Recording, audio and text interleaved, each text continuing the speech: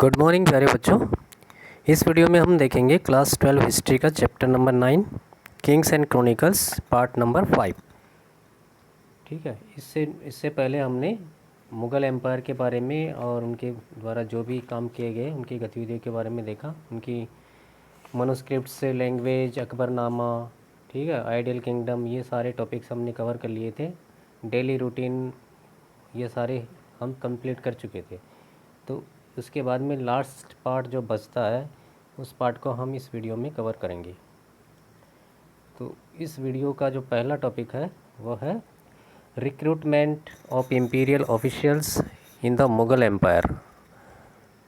Mughal nobility आएगा इसमें, मतलब मुग़ल साम्राज्य के अंतर्गत जो बहुत सारे विविध शाही, नौकरशाही या अधिकारी लोग जो भर्ती किए जाते थे वो इस टॉपिक में हम कवर करेंगे, जिनको मुग़ल नोबिलिटी या अभिजात वर्ग भी कहा गया है।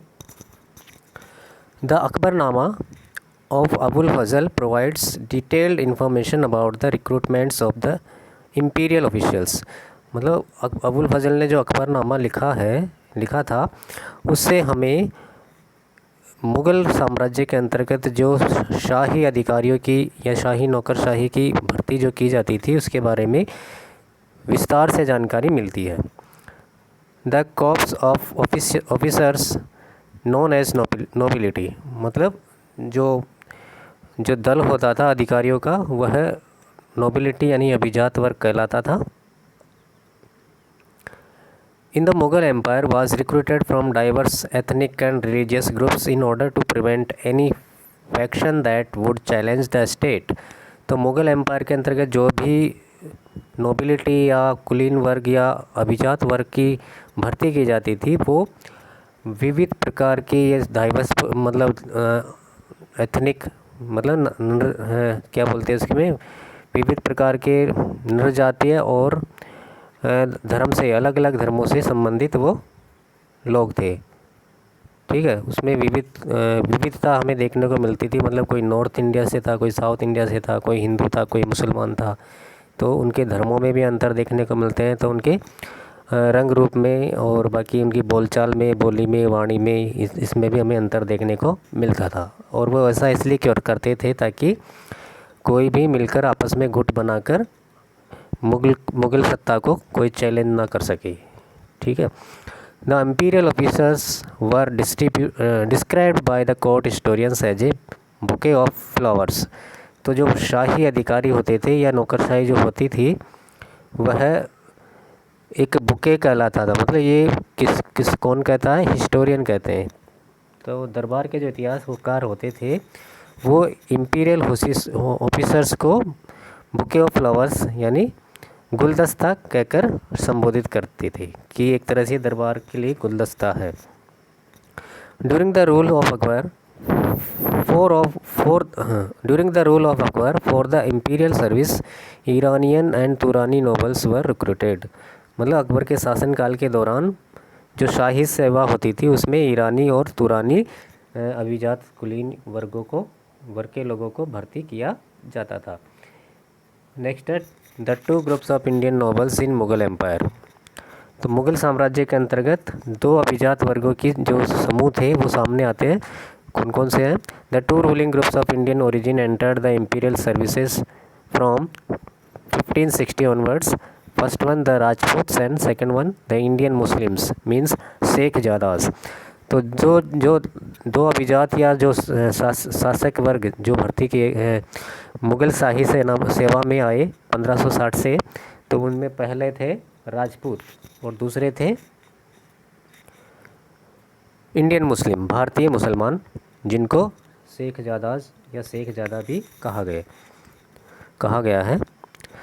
The first to join was a Rajput chief Raja Bharmal Kachhwaha of Amber to whose daughter Akbar got married. तो सबसे पहले जो राजपूत शासक उनकी सेवा में आए, अकबर की सेवा में आए, वो थे राजा भारमल जो कि कछवाहा वंश के थे। ये आमेर के शासक थे जिनकी बेटी से अकबर ने शादी की थी। Aurangzeb appointed Rajputs to high position. Aurangzeb ने भी राजपूतों को ऊंचे पदों पर नियुक्त किया था। And under him the Marathas accounted for a sizable number with in the body of officers. और उन्होंने उनके नीचे बड़ी संख्या में, अच्छी खासी संख्या में मराठाओं को भी भर्ती किया था। ठीक है, तो उन्होंने सबसे पहले औरंगजेब ने राजपूतों को उच्च पदों पे भर्ती किया और उसके बाद में उन्होंने मराठे जो नोबल या कुलीन वर्ग के लोग थे नोबिलिटी में, उनको भी भर्ती किया था। तो हमें राजपूत और मराठे भी अच्छी खासी संख्या में अकबर औरंगजेब के दरबार में देखने को मिलते थे। नेक्स्ट है ranks of the holders of government officers, मतलब जो सरकारी अधिकारी होते थे उनके जो पद या दर्जे होते थे उसके बारे में इसमें वर्णन किया गया है। इसमें मनसबदारी सिस्टम के बारे में भी थोड़ा जानेंगे। The recruited officers for the services in Mughal empire were given ranks means mansab with two numerical designation. तो जो भी अधिकारियों की भर्ती की जाती थी मुगल सेवा में, उनको उनके ओहदे के हिसाब से मनसब दे दिया जाता था कि दो न्यूमेरिकल डेजिग्नेशन में होते थे, यानी 2 संख्या विषयक ओहदे होते थे, उसके अंतर्गत उनको मनसब दिया जाता था। जात which was an indicator of position, जात जो कि एक पद या स्थान का सूचक कहलाता था। In the imperial hierarchy and the salary of the official, तो जात जो था वह किसी व्यक्ति के या अधिकारी की पद का भी सूचक था, साथ ही शाही पदानुक्रम में उसके वेतन और सैलरी का भी सूचक था कि जिसको जितना जितना वेतन और जात वो जिसका पदानुक्रम ज़्यादा और वेतन ज़्यादा होगी उसका जात भी ज़्यादा होगी। मतलब another term used to indicate the number of horseman, दूसरा शब्द जो हम यूज करते हैं इनके बारे में वो था सवार। हॉर्समैन वाज मतलब किसी सवार के पास कितनी संख्या में घुड़सवार होते हैं। In the 17th century mansabdar with 1000 zat was ranked as Nobel. ठीक है, 17वीं सदी में एक मनसबदार जिसके पास 1000 जात होगी वह एक नोबल माना जाता था। एंड उमरा ए प्लूरल टर्म फॉर अमीर, और उमरा अमीर का ही एक बहुवचन शब्द है, मतलब जिसके पास ज़्यादा जात होगी वो उतना बड़ा अधिकारी या नोबल कुलीन वर्ग का समझा जाता था। Next, nobles and their military services to the kings, कुलीन वर्ग या अभिजात वर्ग और उनकी राजा के लिए सैनिक सेवा। The nobles sent their armies and participated in the military campaign and served in the offices of the empire in the provinces। तो अभिजात या कुलीन वर्ग के लोगों को अपनी सेना को मतलब अपनी सेना सहित राजा के साथ यानी बादशाह के साथ सैनिक अभियानों में भाग लेना पड़ता था। मतलब बादशाह की सेना के साथ उन्हें अपनी सेना को ले जाना पड़ता था सैनिक अभियानों में, युद्धों में। And served in the offices of the empire in the provinces, इसके अलावा वो जो एम्पायर के अंतर्गत जो भी प्रांत होते थे, प्रोविंस होते थे, उनमें अपनी सैनिक सेवा भी देनी होती थी या उनकी जिम्मेदारी ऐसे मिलिट्री कमांडर्स या नोबल्स के ऊपर दे दी जाती थी। तो उनको प्रोविंसेस का चीफ बनाकर बादशाह एक जगह से दूसरे जगह भेजते रहते थे। The military commanders recruited, equipped and trained the main wings of the Mughal army, for example cavalry। तो जो सैन्य कमांडर होते थे, मिलिट्री कमांडर जो होते थे, वो सैनिकों को भर्ती भी करते थे, उनको हथियारों से लैस करते थे, साथ ही उनको ट्रेनिंग भी देते थे, जो कि मुग़ल आर्मी का मुख्य भाग या मुख्य हिस्सा होता था। जैसे कि कैवलरी मुग़ल सेना का सबसे मुख्य हिस्सा या भाग होता था। He maintained horses which were branded on the flank by the imperial mark, जिसको दाग कहा गया है। तो जो मुग़ल नोबल्स होते थे उनको घोड़ों का रखरखाव भी करना पड़ता था, जो कि बड़ी उत्कृष्ट श्रेणी के यानी ब्रांडेड होते थे, और उन उत्कृष्ट श्रेणी के घोड़ों के ऊपर कुछ निशान भी लगाया जाता था, जो कि उस घोड़े के पीछे की मतलब पीठ की तरफ वो ही निशान लगाया जाता था, जिसको दाग कहा जाता था। By serving in the imperial offices the nobles acquired power, wealth and reputation. तो शाही सेना में या शाही सेवा में वो अपनी सेवा करते करते जो नोबल्स होते थे उनको शक्ति, धन और प्रतिष्ठा बड़ी मात्रा में प्राप्त होती थी। Next topic, selection of a person to the military service. किसी भी व्यक्ति का चयन सैनिक सेवा में कैसे होता था? देखिए, a person who wanted to enter in service petitions to the emperor through a noble. कोई भी व्यक्ति जो कि सैनिक सेवा में जाना चाहता था वह किसी अभिजात के माध्यम से बादशाह तक अपनी याचिका पहुंचाता था। If his application was selected a mansab was granted to him. अगर उसकी एप्लीकेशन यानी उसका जो निवेदन होता था उसको स्वीकार कर लिया जाता था तो उसको एक मनसब प्रदान कर दिया जाता था। मनसब एक तरह से सैलरी होती है। The pay master general Mir Bakshi. पे मास्टर जनरल को उस समय मीर बख्शी कहा जाता था। मतलब जो सबसे उच्चतम वेतनदाता होता था पे मास्टर जनरल, वो मीर बख्शी कहलाता था। तो the pay master general stood in the open court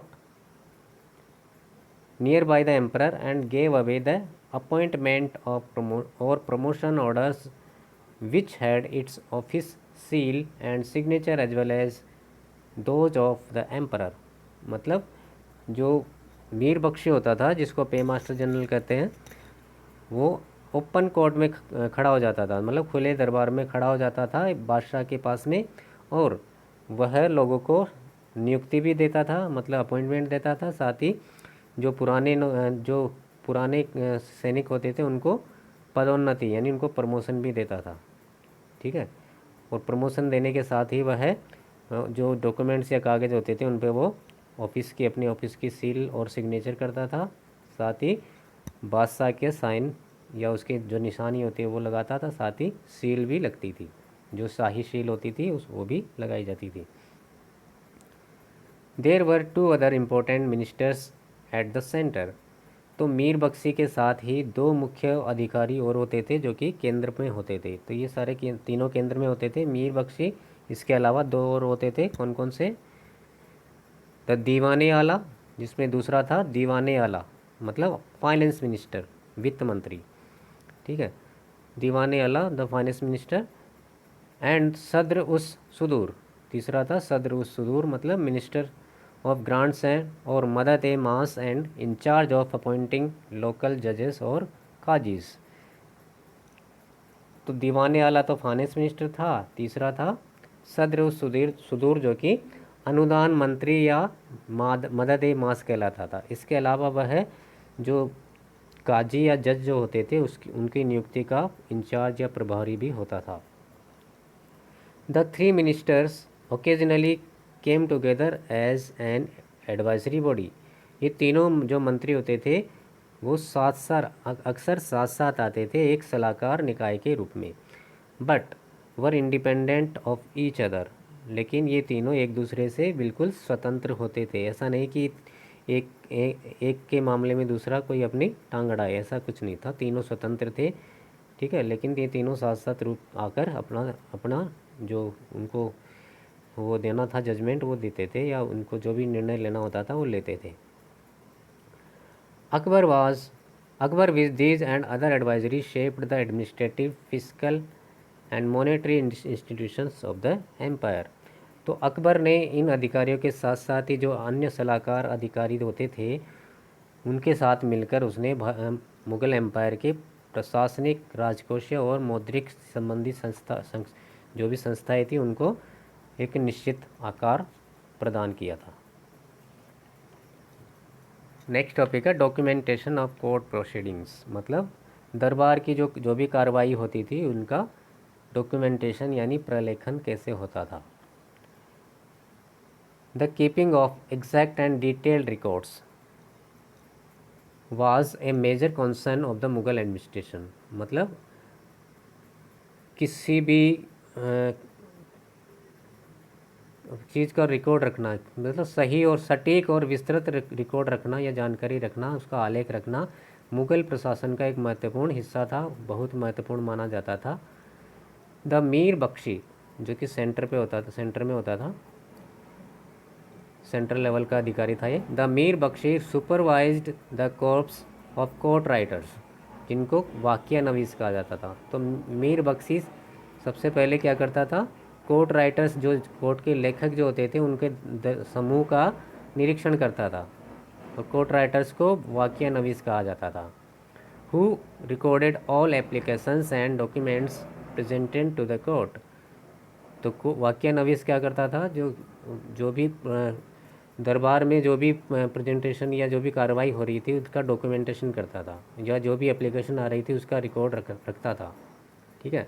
and all imperial orders, इसके अलावा जो भी इम्पीरियल ऑर्डर्स या फरमान होते थे उनका रिकॉर्ड भी वो रखता था, वो रखते थे, मतलब वाक्य नवीस या कोर्ट राइटर्स रखते थे। नेक्स्ट, एजेंट्स यानी वकील, एजेंट्स को वकील कहते थे। Agents of nobles and regional rulers recorded the entire proceedings of the court under the heading news from the extolled court, अखबारात ए दरबार ए मुअल्ला with the date of the court session means पहर। तो जो एजेंट होते थे अभिजातों के या नोबल्स के, ठीक है, इसके अलावा जो क्षेत्रीय शासक होते थे, लोकल रूलर्स होते थे, वो दरबार की सारी जो कार्रवाई होती थी, प्रोसीडिंग्स होती थी, उनको वो रिकॉर्ड करते थे, दर्ज करते थे। साथ ही वो एक शीर्षक या हेडिंग लिखते थे, न्यूज़ फ्रॉम द एक्सटेल्ड कोर्ट, मतलब उच्च दरबार से समाचार, जिसको अखबारात ए दरबार ए मुअल्ला भी कहा गया था। With the date of the court, जिसमें दरबार कब शुरू हुआ था, उसकी डेट, तिथि वगैरह, और उसका सेशन मतलब बैठक कब हुई, कौन से पहर में हुई, वो सारा रिकॉर्ड वो दर्ज करते थे। The akhbarat contained all kinds of information such as attendance at the court, grants of offices and titles, diplomatic missions, presents received, or the inquiries made by the emperors about the health of an officer।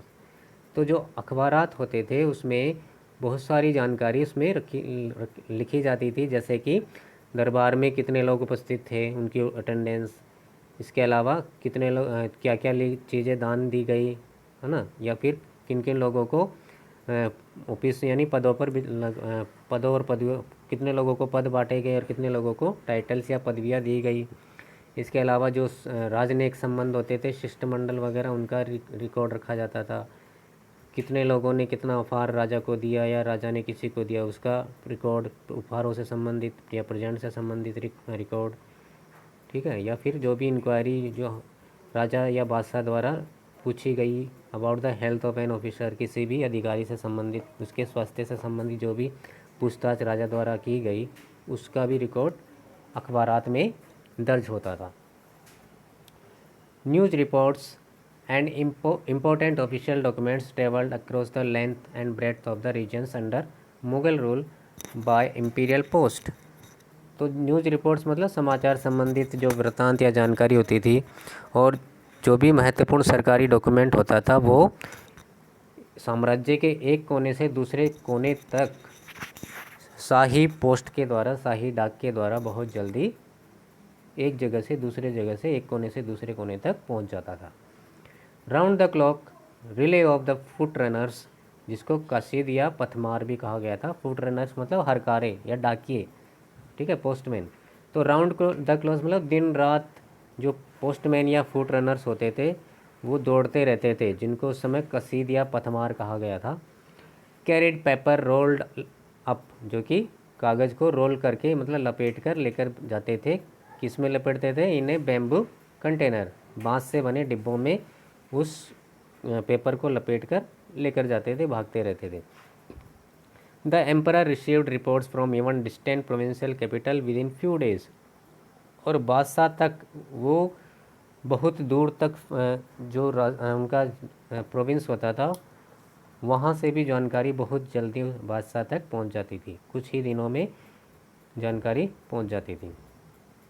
Agents of the noble posted outside the capital and Rajput princes and tributary rulers, तो जो अभिजात होते थे उनके agents भी तैनात रहते थे राजधानी के बाहर, और राजपूत जो राजकुमारी होती थी वो भी और उसके अंतर और जो ट्रिब्यूटरी रूलर्स होते थे, अधीनस्थ शासक होते थे, उनके एजेंट्स भी राजधानी से बाहर तैनात होकर जानकारी राजा तक, बादशाह तक पहुंचाने का काम करते रहते थे।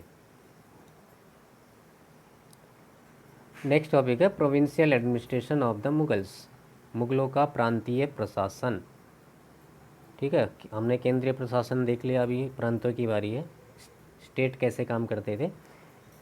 The administration system of provinces means subas also had the same method like that of centre. तो जो प्रांतों या राज्यों का जो प्रशासन होता था, जिसको उस समय सूबा कहा जाता था, उसका भी प्रशासन का तरीका केंद्र के जैसे ही था। जिस तरह से केंद्र में प्रशासन चलाया जाता था, उसी तरह प्रांतों में या सूबों में भी चलाया जाता था।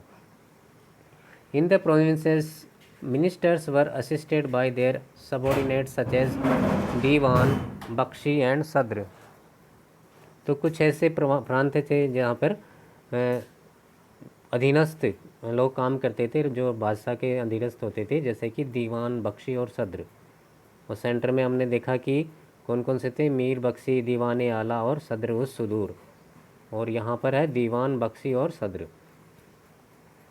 द गवर्नर और द सूबेदार, तो प्रांत का जो मुखिया होता था या सूबे का जो मुखिया होता था, उसको सूबेदार कहा जाता था।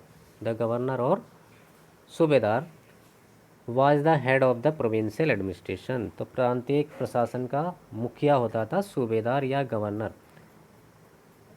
ही had to report the emperor directly, उसे डायरेक्टली राजा को रिपोर्ट करना होता था, मतलब वो डायरेक्टली राजा को रिपोर्ट करता था।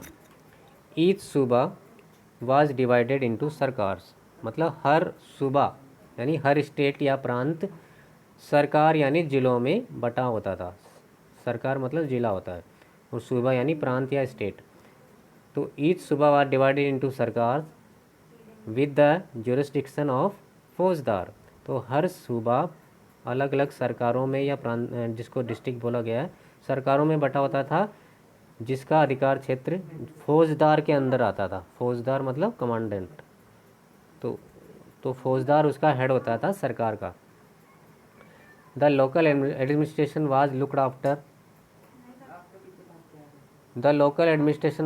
After at the level of Pargana, तो जो लोकल प्रशासन होता था वो परगना स्तर पर देखा जाता था। परगना मतलब सब डिस्ट्रिक्ट। बाय 3 ऑफिसर्स, तो लोकल एडमिनिस्ट्रेशन 3 अधिकारियों द्वारा परगना लेवल पर यानी सब डिस्ट्रिक्ट या उपजिला स्तर पर देखा जाता था। तो 3 अधिकारी होते थे परगना लेवल पर। कौन कौन थे?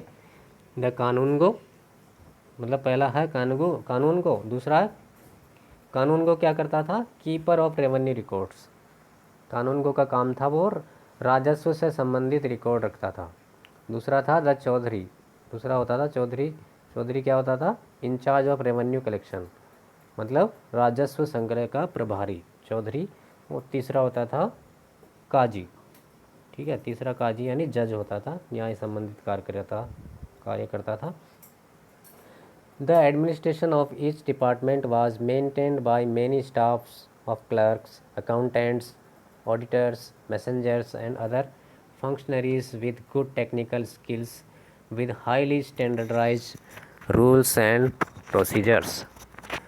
तो हर विभाग का जो प्रशासन होता था उसे बहुत सारे स्टाफ या लोग मिलकर करते थे, जैसे कि उसमें क्लर्क या लिपिक होते थे, अकाउंटेंट या लेखाकार, ऑडिटर्स या लेखा परीक्षक भी होते थे, मैसेंजर जो कि मैसेज एक जगह से दूसरे जगह ले जाने वाले संदेशवाहक, इसके अलावा दूसरे कर्मचारी भी होते थे उनकी सहायता के लिए। विद गुड टेक्निकल स्किल, जिनमें बहुत ही अच्छी तकनीकी दक्षता या कुशलता होती थी। With highly standardise rules and procedure, जो कि उच्च मानकीकृत नियमों और प्रक्रियाओं को ध्यान रखते हुए सारा काम ठीक से करते थे। Persian was the language of administration. अब फारसी भाषा प्रशासन चलाने की भाषा थी, प्रशासन में फारसी भाषा का प्रयोग किया जाता था। But local language were use for village administration, लेकिन ग्रामीण स्तर पर ग्रामीण प्रशासन चलाने के लिए लोग अपनी लोकल लैंग्वेज स्थानीय भाषा का प्रयोग करते थे। नेक्स्ट टॉपिक है बियॉन्ड द फ्रंटियर्स, सीमाओं से परे, diplomatic relations of the Mughal emperor, Mughal बादशाहों के राजनयिक संबंध। The Mughal emperors assumed many high sounding titles such as Shahanshah, Shahanshah मतलब किंग ऑफ किंग्स। तो मुगल बादशाहों ने बहुत सी हाई साउंडिंग मतलब गुंजायमान उपाधियाँ ग्रहण की थी, जैसे कि शहंशाह, शहंशाह मतलब राजाओं का भी राजा।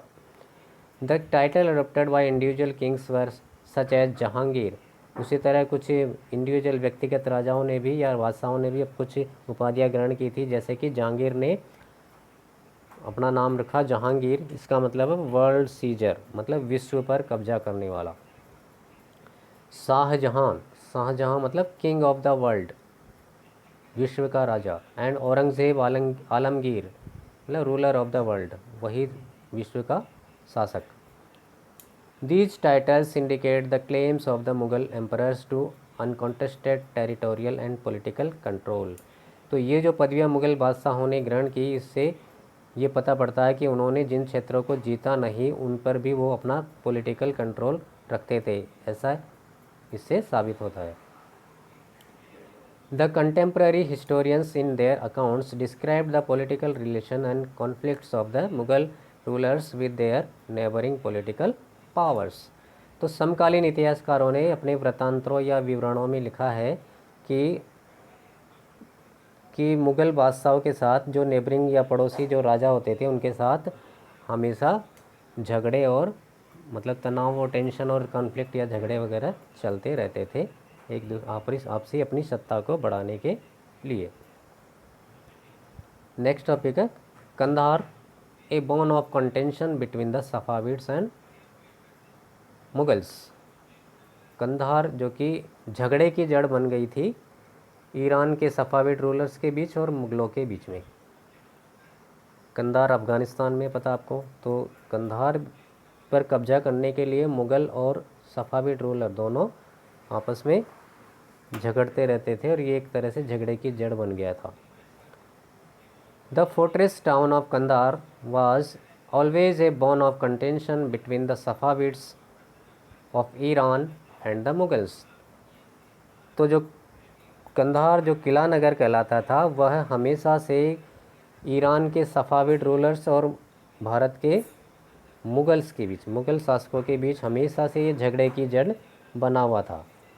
Initially Kandahar had been in the possession of Humayun, शुरुआत में कंधार पर हुमायूं का अधिकार था। It was reconquered by Akbar in 1595, बाद में मतलब हुमायूं के हाथ से निकल गया, फिर दोबारा 1595 में अकबर ने इसको फिर से जीत लिया। While the Safavid rulers staked claim on Kandahar but they did not break their diplomatic relation with the Mughals. मतलब बाद में भी सफाविड शासकों ने जो कि ईरान के थे उन्होंने कंधार पर अपना दावा किया कि ये कंधार उनका हिस्सा है, लेकिन इसके ऐसा कहने के बावजूद उन्होंने मुग़लों से कभी अपना राजनीतिक संबंध या राजनयिक संबंध कभी नहीं तोड़ा था। Jahangir sent a diplomatic mission to the court of Shah Abbas the ruler of Iran. Jahangir ने ईरान के शासक शाह अब्बास के दरबार में एक राजनयिक शिष्टमंडल भेजा था। To plead to the case for retaining Kandahar but the mission return disappointed. इस बात की वकालत करने की कि कंधार मुग़लों का हिस्सा है, ये मुग़लों को वापस मिलना चाहिए, लेकिन जो शिष्टमंडल उन्होंने भेजा था वो निराश होकर वापस लौट आया। मतलब शाह अब्बास ने मना कर दिया कंधार को वापस देने से। In 1622 the Safavid rulers of Iran recovered Kandahar, और 1622 में ईरान के जो सफाविड शासक थे उन्होंने वापस कंधार पर अपना कब्जा कर लिया। नेक्स्ट है ऑटोमन्स, ओटोमन शासकों के साथ संबंध। The Mughal relation with Ottomans were marked by the consent to ensure free movement for merchants and pilgrims in the territory under Ottomans means Turkish control. तो ऑटोमन्स टर्किश रूलर्स के लिए हम use करते हैं, ठीक है। तुर्की के जो शासक होते थे वो ऑटोमन्स कहलाते थे। तो मुग़ल शासकों का जो संबंध था ऑटोमन्स या तुर्की के शासकों के साथ, वो इस हिसाब से बनाए गए ताकि जो पिलग्रिमेज सेंटर था, पिलग्रिमेज जो जो तीर्थ यात्रा का जो मुख्य केंद्र था, इसके अलावा जो मर्चेंट्स आते जाते थे उनके लिए स्वतंत्र आवागमन की व्यवस्था सुनिश्चित हो सके। ठीक है, तो वो चाहते थे कि जो जो एरिया टर्किश रूलर के कंट्रोल में या ऑटोमन एम्परर्स के कंट्रोल में, डायरेक्ट कंट्रोल में है, उस एरिया पर जो मर्चेंट्स है और पिलग्रिम्स हैं वो बिना किसी रोक टोक के फ्री मूवमेंट कर सके। तो ऐसे वो संबंध बनाना चाहते थे टर्किश रूलर्स के साथ, Mughal rulers. It was specially true of Hijaz which was situated in the Ottoman Arabia where Mecca and Medina were located. तो ये विशेषकर हिजाज के बारे में एकदम सही था, जो कि ओटोमन अरब एम्पायर के एकदम बीच में स्थित था। एक ऐसा शहर जहाँ पे मक्का और मदीना दोनों शहर स्थित थे। The Mughal rulers combined religion and commerce by exporting valuable articles to अदन एंड मोखा। तो मुग़ल बादशाहों ने धर्म और वाणिज्य को एक दूसरे से मिलाकर क्या किया, बहुत ही वैल्यूएबल जो मूल्यवान कीमती वस्तुएं थी उनका निर्यात किया। कहाँ पर, अदन और मोखा में। ये दोनों कहाँ हैं, बोथ रेड सी पोर्ट्स, ये दोनों लाल सागर के बंदरगाह है, अदन और मोखा।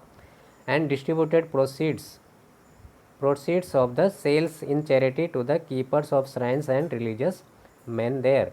और उन्होंने उन वैल्यूएबल चीज़ों को बेचने से जो आय या इनकम हुई, उस इनकम को उन्होंने दान में दे दिया। किनको, धर्मस्थलों को, जो कि वहाँ पे मक्का मदीना के जो धर्मस्थल थे और जो फ़कीर वगैरह थे, रिलीजियस मैन थे, उनको दान में दे दिया ताकि उनके साथ ऑटोमन एम्पायर के रूलर के साथ अच्छे संबंध स्थापित हो सके। नेक्स्ट टॉपिक है visit to the Jesuits to the Mughal courts. तो अब जेसुइट धर्म प्रचारक मुग़ल दरबार में आते हैं। With the discovery of a new sea routes with the discovery of a new sea route to India at the end of 15th century, Portuguese merchants were able to establish trading stations in Indian coastal cities। तो जब 15वीं सदी में नए समुद्री मार्ग की खोज हुई, तब से ही पुर्तगाली व्यापारी भारत में व्यापारिक केंद्र नए नए व्यापारिक केंद्रों की स्थापना करते हैं, जो कि भारतीय जो नए नए तटीय जो शहर थे उसके किनारे वो नए नए व्यापारिक केंद्रों की स्थापना करते हैं। पुर्तगाली व्यापारी। The king of Portugal was interested in trade with India. पुर्तगाल का जो राजा था वो भारत के साथ व्यापार करने में बड़ा रुचि ले रहा था। As well as in spreading Christianity with the help of missionary of the society of Jesus the Jesuits. इस मतलब वो भारत में व्यापार करने का इच्छुक तो था ही, इसके अलावा भारत में ईसाई धर्म का प्रचार करने में भी बड़ा इच्छुक था। वो ईसाई धर्म का प्रचार प्रसार करना चाहता था ईसाई धर्म प्रचारकों के द्वारा, जो कि सोसाइटी ऑफ जीसस या जेसुइट संघ के द्वारा, जो कि धर्म प्रचारक थे ईसाई धर्म के, उनके द्वारा वो करवाना चाहता था। During the 16th century the missionaries came to India. तो 16वीं सदी के दौरान ये ईसाई धर्म प्रचारक, जो कि जेसुइट संघ था, वो आता था, जब भारत आता है। Mughal emperor Akbar was interested in knowing about Christianity and dispatched an embassy to Goa to invite Jesuit priest. Mughal बादशाह अकबर भी ईसाई धर्म के बारे में जानने का बड़ा इच्छुक था, इसीलिए उसने एक शिष्टमंडल या दूत मंडल गोवा भेज दिया, जो कि जेसुइट प्रीस्ट या पादरियों से मिलने के लिए, उनको इनवाइट करने के लिए, अकबर के दरबार में बुलावे के लिए उन्होंने भेज दिया। The mission of Jesuit under the leadership of Father Antonio Monserrate visited the Mughal court in 1580 at Fatehpur Sikri. तो जो शिष्टमंडल था वो एक फादर थे, फादर एंटोनियो मोंसेराट, उसके नेतृत्व में मुग़ल दरबार में आता है 1580 में फतेहपुर सीकरी में। उस समय मुग़लों की राजधानी थी फतेहपुर सीकरी में, ठीक है। फतेहपुर सीकरी में वो शिष्टमंडल अकबर से मिलता है। The Jesuits discussed with Akbar about the virtues of Christianity and with the उलेमा। तो जो जेसुइट संघ जो आता है या शिष्टमंडल जो आता है धर्म प्रचारकों का, वो अकबर के साथ चर्चा करता है ईसाई धर्म के जो भी वर्च्यूज़ या सद्गुण थे, अच्छे गुण, अच्छे जो विचार थे उनके बारे में, और साथ ही वो उलेमा के साथ भी, जो कि इस्लामिक धर्मगुरु होते हैं, उनके साथ भी वो बात करते हैं, उनके साथ चर्चा करते हैं। 2 more missions visited in the Mughal court at Lahore in 1591 and 1595। उसके बाद 2 और शिष्टमंडल मुग़ल दरबार में आते हैं लाहौर में 1591 और 1595 में। जैसे कि पता है बाद में मुग़लों ने अपनी राजधानी लाहौर शिफ्ट कर ली थी अकबर ने 1585 के बाद, ठीक है। 1585 के बाद वो अपनी राजधानी लाहौर ले जाता है। तो 1591 से 1595 के बीच में 2 शिष्टमंडल और मुग़ल दरबार में आकर अकबर से चर्चा और वाद विवाद करता है। Next, the Jesuits wrote their accounts based on their personal observation and gave detailed information about the character and mind of the emperor. तो जेसुइट संघ ने अपना विवरण जो लिखा वो उनके व्यक्तिगत जो उन्होंने ऑब्जर्व किया, अवलोकन किया, उसके और उन्होंने जो भी बादशाह के बारे में जो उन्होंने जो भी सोचा या उनके बारे में जो देखा वो सब उन्होंने अपने विवरण में, अकाउंट में लिखा। They were given very close seat very near to the emperor. और वो जब भी कभी बादशाह से मिलने कोर्ट में दरबार में जाते थे तो उनको बादशाह के एकदम पास वाले सीट दी जाती थी एट द पब्लिक असेंबली। मतलब जब भी कभी सार्वजनिक सभा होती थी तो राजा के एकदम, बादशाह के एकदम करीब की सीट जेसुइट संघ के अधिक लोगों को ऑफर की जाती थी, उनको दी जाती थी। They went along with the emperor at the time of campaigns and accompanied him during his leisure time. मतलब वो राजा के साथ, बादशाह के साथ सैनिक अभियानों में भी जाते थे, कभी कभी अभियान होते थे उसमें भी वो साथ होते थे। इसके अलावा वो राजा की आराम के पलों में या फुर्सत के पलों में भी उनके साथ बातचीत वगैरह करते थे। तो उनके साथ इतनी घनिष्ठता हो गई थी। लास्ट टॉपिक आपके चैप्टर का, इस चैप्टर नंबर 9 का लास्ट टॉपिक है ये क्वेश्चनिंग फॉर्मल रिलीजन्स। मतलब औपचारिक धर्म पर सवाल उठाना या प्रश्न करना। रिलीजियस व्यू ऑफ अकबर, इसमें अकबर के धार्मिक विचार आएंगे। Akbar participated in the debates held in the Ibadat Khana at Fatehpur Sikri in order to have a clear understanding of religions. Akbar इबादत खाने में, जो कि फतेहपुर सीकरी में होता था, उसमें कई वाद विवादों में या डिबेट्स में वो हिस्सा लेता था ताकि वह धर्म से संबंधित जो भी बातें हैं उनको स्पष्ट रूप से समझ सके। Debates were between learned Muslims, Hindus, Jainas, Parsis and Christians. वहाँ पर इबादत खाने में अलग अलग धर्म के जो विद्वान होते थे उनके बीच में डिबेट्स या वाद विवाद होता था। जैसे कि हिंदू, बहुत सारे विद्वान लोग थे अलग अलग धर्मों के, हिंदू के, मुस्लिम धर्म के, जैन धर्म के, पारसी और ईसाई धर्म के। Akbar's religious view matured by questioning the scholars of different religious and sects and gathered knowledge about their doctrines. तो अकबर का जो धार्मिक विचार था वो अलग अलग धर्म के जो भी विद्वान थे और संप्रदायों के जो भी विद्वान थे उनसे जो प्रश्न पूछा, उससे अकबर के धर्म से संबंधित विचार बहुत ज़्यादा मैच्योर या परिपक्व हुए।